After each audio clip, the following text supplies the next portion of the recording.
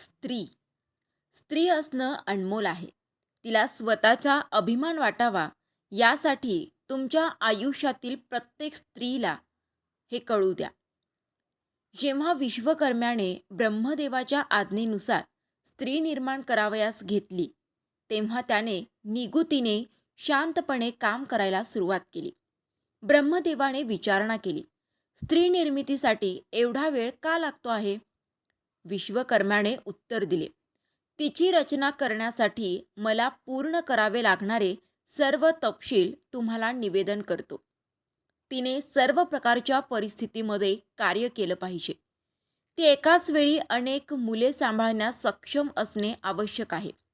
तिने आलिंगन दिले की दुखापत झालेल्या गुडघ्यापासून तुटलेल्या हृदयापर्यंत काहीही बरे करू शकली पाहिजे. तिने हे सर्व फक्त 2 हातांनी केले पाहिजे. ती आजारी असताना स्वतःला बरे करू शकली पाहिजे. तसेच दिवसाचे 18 तास काम करू शकली पाहिजे. ब्रह्मदेव प्रभावित झाले. फक्त 2 हातांनी हे सर्व करणे अशक्य आहे. ब्रह्मदेव जवळ गेले आणि त्या स्त्रीला स्पर्श केला. पण तू तिला खूप मऊ केला आहेस. विश्वकर्मा वदले, ती मऊ आहे, पण मी तिला मजबूत बनवलं आहे. ती काय सहन करू शकते आणि त्यावर मात करू शकते याची तुम्ही कल्पनाही करू शकत नाही.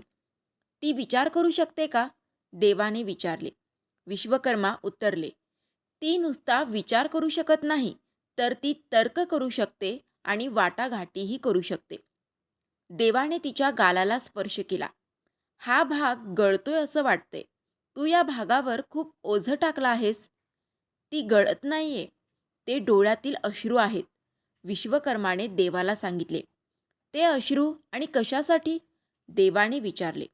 विश्वकर्मा म्हणाले, अश्रू हे तिचे दुःख, तिच्या शंका, तिचं प्रेम, तिचा आनंद, तिचं एकटेपण आणि तिचा अभिमान व्यक्त करण्याचा मार्ग आहे. त्याचा देवावर चांगलाच प्रभाव पडला.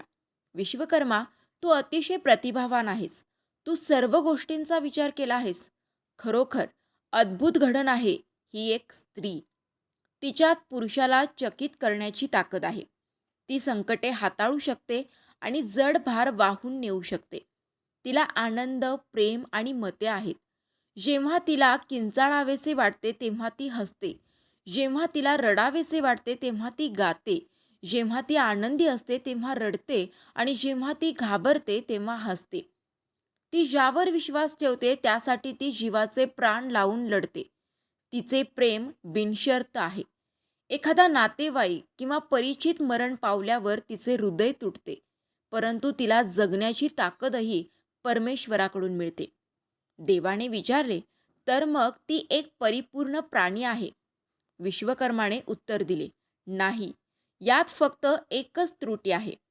तिचे महत्त्व किती आणि ती किती मौल्यवान आहे हे ती स्वतः अनेकदा विसरते. तुम्ही ज्या महिलांचा आदर करता त्यांना जरूर पाठवा आणि त्या सर्व पुरुषांना तुम्ही ज्या स्त्रीचा आदर करतात. स्त्री असणं जगात देवाचे अनमोल देणं आहे. तिला स्वतःचा अभिमान वाटावा यासाठी तुमच्या आयुष्यातील प्रत्येक स्त्रीचा आदर करा, तिचा सन्मान करा. जगातील सर्व स्त्रीला हे कळू द्या.